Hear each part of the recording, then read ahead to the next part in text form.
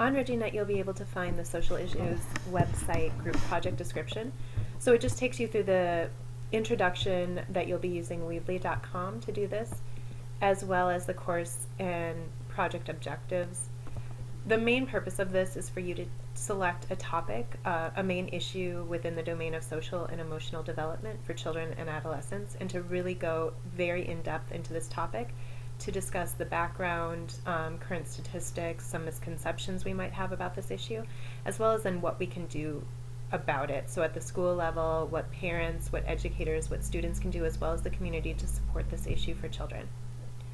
So you will be letting me know your interests in certain topics. So we've had people do topics on death and grief, children of homelessness, familial abuse, ADHD, autism, but that's not an exhaustive list at all. And if you have other ideas, that's fine, but you will let me know what topics are of interest to you, and I will then group you based on your interests. So you'll be working with a small group of about 4 people, and make sure you read through this in detail. It takes you through each step of how you will go about completing this project, talking about what you need, what information you need to collect on basic information, how it affects various domains of development, as well as then comparing different groups or individual differences, like if there are differences related to gender or ethnicity or age.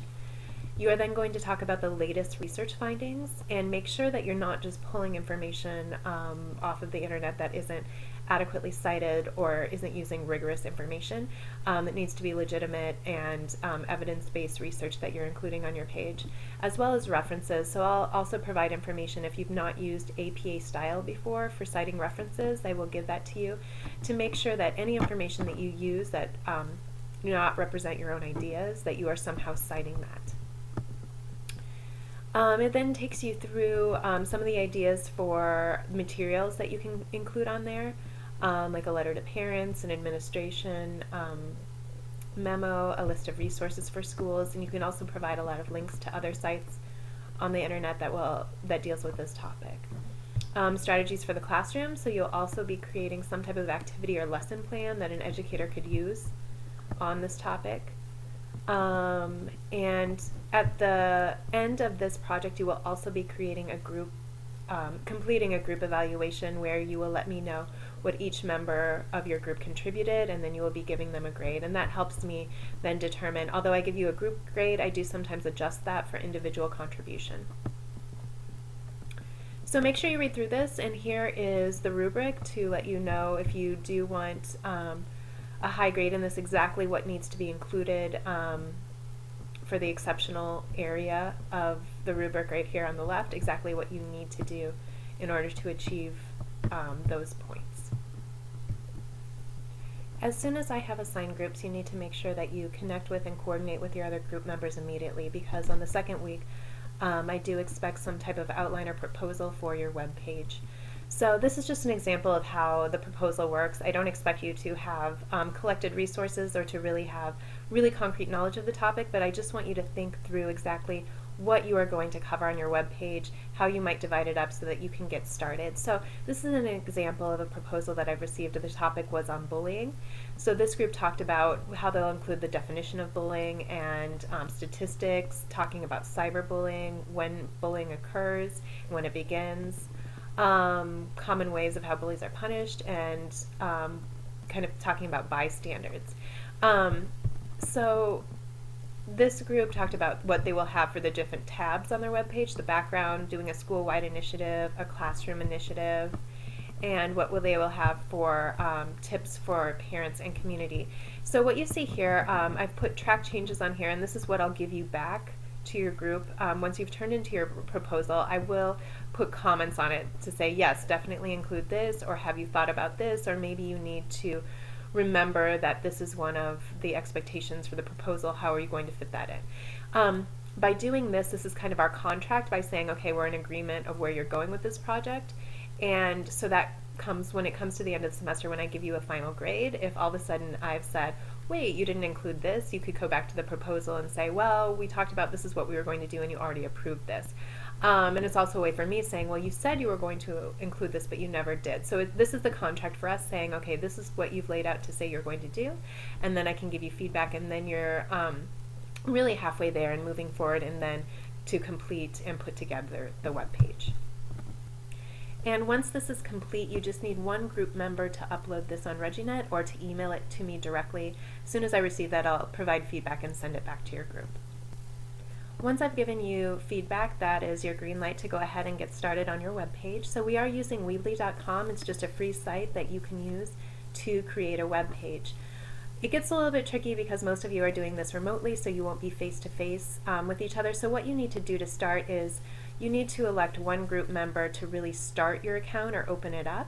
And so you will go to Weebly.com, and on Weebly.com you just need someone to plug in their information and to create a site. So enter their full name, enter their email, and then what happens is you'll have someone use their email account, but then you can create just a neutral password that then everyone can use to enter the site. So let's say that I was the group member that's opening it up, so I let everyone know my email, and then I just create a neutral password. So you could use TCH210, you could use bullying, you could use anything that everyone would know, so that when they need to enter, they can just use your email and password to enter to add their information to the web page.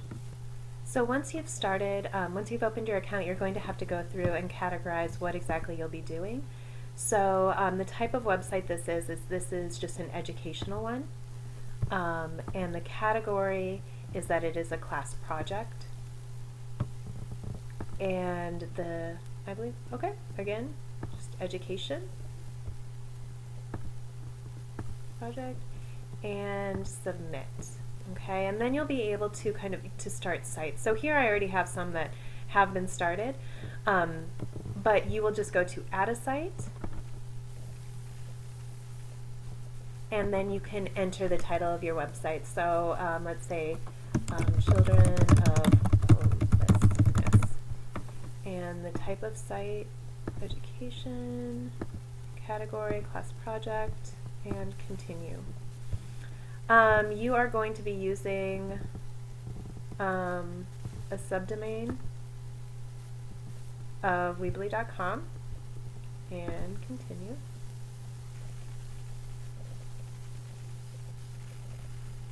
And then it will open up your page. And so this is when you can use your artistic abilities and creativity, and you can determine exactly what you want your web page to look like. So you can go through and you can edit images, you can upload your own images, you can change and pick from what they have.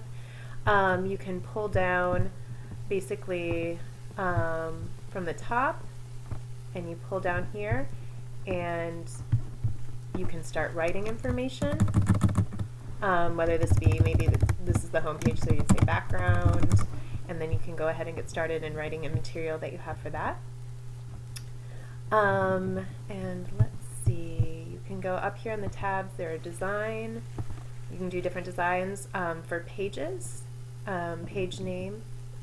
You can have, for the different tabs, you can go through and you can set up the different tabs that you would like. For each new page, you can label it however you would like to divide up the material. So maybe you want a tab that talks about statistics, or maybe you want a tab that says tips for parents. You can make all of those decisions as a group. I really don't care exactly how you organize your material, as long as you cover all of the major requirements. And once you've completed all of your different tabs and you're very confident that you are ready to go ahead and publish this, you just go up to the top and you push publish. Now if you go back in, because you'll have administer access to this because you've created this account, you can always go back and make changes and republish it, so those will be updated. But when you need to turn it in, you will push publish, because it will then give you a link to the site, which you will then send to me so that I can go through and grade and review your material. I will also be sharing these links with other members of the class so that they can use them as resources as well. So here is an example of a finished product.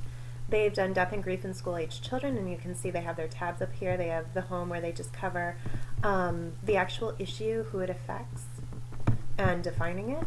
They have different expressions of grief. they have recent events, so thinking about the effects of Hurricane Katrina, and they've provided links to different videos that represent how this might impact children. And this group talked about, really interestingly, they brought in different cultures and how they deal and understand with both death and grief.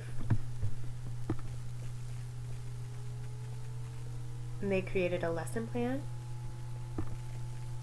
They have a school-wide initiative as well as tips for parents, and then their resource page of where they found all of this information. So I'm always here to help you in gathering information. Most of these topics are very popular, so you should be able to find easily a lot of information to include. I do encourage you to use research-based articles, and I can help you search for those if you have never done that before.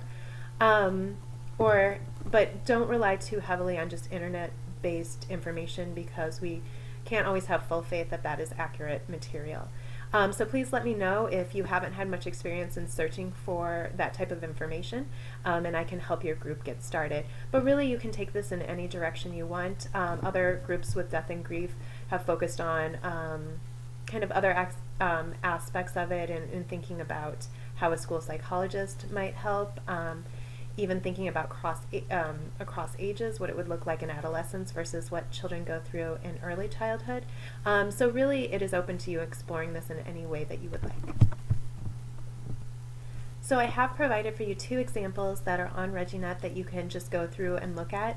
I haven't ever had like a perfect web page. The ones that I've provided have done very well. But don't just assume because you see it there that that is an absolutely perfect web page. There are a lot of different ways you can do it. And so just take that as just kind of like a model for different ways to go about completing this project. But really all you need to keep going back to is the information that I've provided for you, as well as the rubric, to really think about what you need to include.